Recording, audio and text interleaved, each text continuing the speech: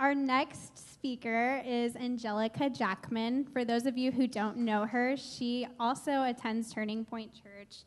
I have been so blessed by her being so welcoming towards me. I'm fairly new here, and she has just welcomed me in with open arms. She sends me text messages about my favorite TV shows.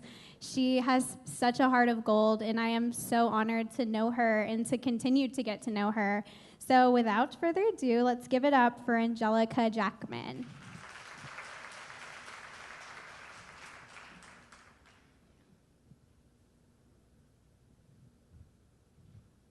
Hello, everyone. My name is Angelica Jackman, as she said.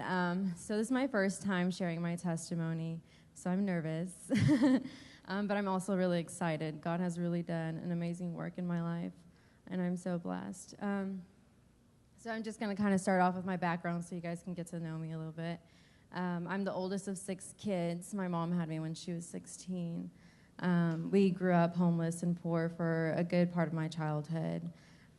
When I was 8 years old, I was sexually abused by my stepdad, and he is the father of my youngest 3 siblings.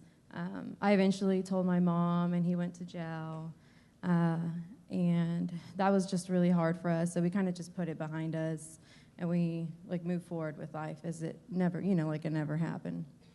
And then I want to say a few years later actually, when I was 12, it happened again. I was sexually abused by my uncle, and this was on my dad's side, who I wasn't familiar with. I didn't grow up with my dad, and neither did my siblings, so it was hard too, because I was kind of getting close to my dad's side of the family, and that's rough because you want to have that father relationship, especially when you're a young woman, especially when you've gone through something like that already. So I just kind of stayed quiet about it. I didn't say anything. I did the same thing I did the first time, put it behind me, move forward with life, I'm good, I'm all right, I'm going to do good in school, just be myself, just be happy, try to be happy, and I'll be okay. And that's what I thought. And so high school was just an emotional roller coaster for me, but I think that's everyone in high school, right? I just, went up and down in high school with my relationship with God. It was good for a good while, and then when it kind of came to a stop and I just kind of turned away from him, I was in my senior year of high school, and that's your most important year because you're about to become an adult. You think you're about to go out into the world and have fun and just, do all these great things. So I'm looking forward to my future and all of these things that are going to come. And then I enter into a relationship right before I go to college, and it turned out to be an abusive relationship. So in that relationship, there was physical abuse, emotional abuse, verbal abuse. And like Savannah said, same thing. I thought, well, that's what I, get. I love this guy, and I deserve that. I deserve that treatment, and I've been abused before. So, you know what? I can take it. But eventually, I couldn't. It was hard. I just reached a breaking point where I was like, I'm done. I can't do this anymore. And I broke up with him last May. So this is just fairly new for me. Yeah. So right when I thought things were going to turn around again, just like it did before, I had another thing happen with with someone close to me in my family that I was starting to look at as a father figure, as my first father figure ever, because I didn't have one. So he kind of just violated my privacy and, emotionally just kind of, he said he wanted to be with me, but, it was inappropriate. So I just kind of reached a breaking point at that time. I was living with this person, and I had nowhere else to go. I wasn't in relationship with my mom. I just didn't have anywhere to go. I didn't know what to do. I just broke up with my boyfriend, who I thought I was going to marry. So I don't know, I just really was lost at that point, and I decided that I was just going to leave and not tell anyone, because I didn't think that my grandmother would believe me. So it was really hard, and at that point I just kind of gave up. I was like, God, you know what?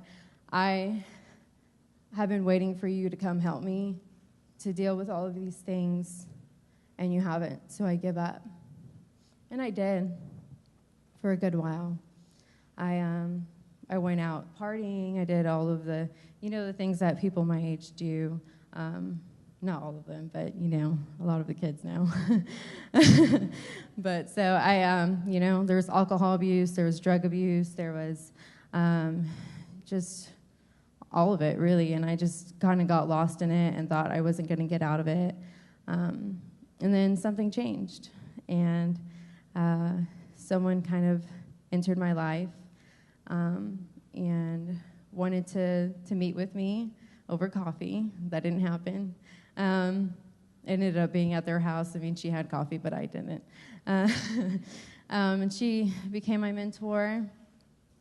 And I still was fighting God. I was still like, God, you know what? I still, like, I don't know, like, I don't feel your presence. I don't feel like I'm loved. I don't understand this whole healing process. Like, can we hurry up? Like, just make it happen already. But I did want to know God more. So I began my relationship with him. And the reason the title of my testimony is He Found Me, because he did find me. Like, it just happened out of nowhere. It was crazy. And the person that reached out to me knew me 5-6 years ago, and I hadn't talked to her since then, So it was just kind of crazy for me. And it wasn't the first time he found me. When I was in high school, when I first met him, and then he found me again. And so I thought, when I started my relationship with God, I decided, well, I need to break up with my boyfriend now. I can't have a boyfriend. He doesn't, believe in God, and I know that's going to be rough, so I'm just going to go ahead and end this relationship. And then a week later, I found out I'm pregnant. And so that was really hard. And I remember reaching out to my mom and just saying, Mom, I don't know what to do. And she was like, I'll be there for either decision you make. I said, either decision? Okay, well, what do you think, Mom? I don't think you're ready. That's what she told me. And, I mean, this is your mom, You look up to your mom. You want your mom to be proud of you. You want your mom to just encourage you and be that one to tell you what to do. And so when she said that, I said, well, then I guess I'm not ready. And I decided, I'm just not. I can't do it. But that night I slept on it. Surprisingly, I don't know how I did. And the next morning when I woke up, I opened my Bible, and God just spoke to me and said, you know what? You can't do it, and you're not going to give up that baby. And I would, and what I told myself was, God, you'll forgive me, but no. I just didn't, I knew I wasn't going to be able to live with that. And I knew that it was not going to be easy for me to continue my relationship with God if I did. And then when I went to work, I told, like, my closest coworker there, I was like, I'm pregnant. I started crying.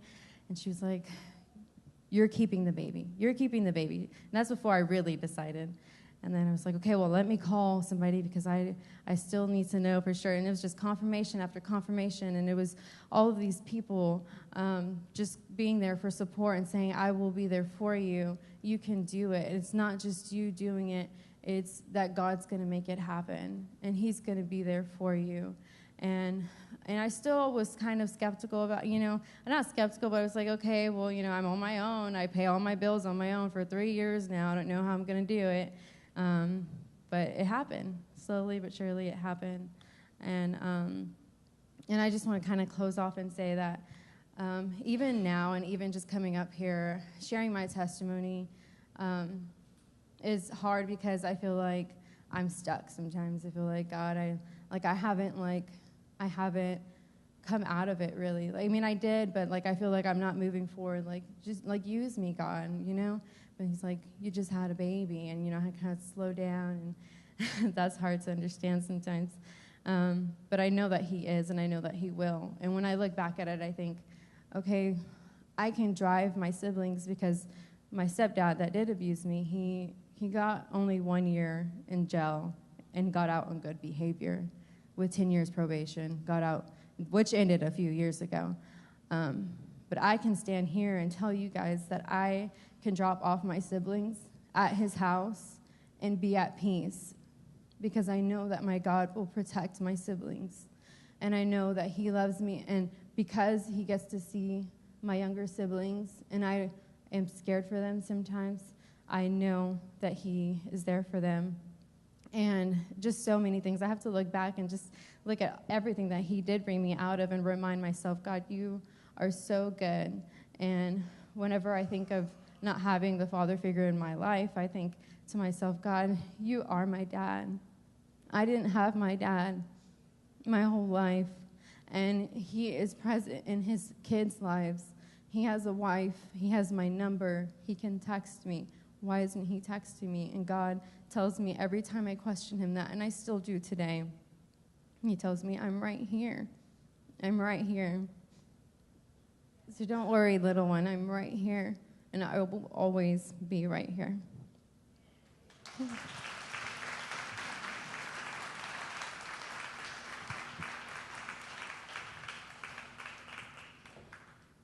Wow, that was a lot.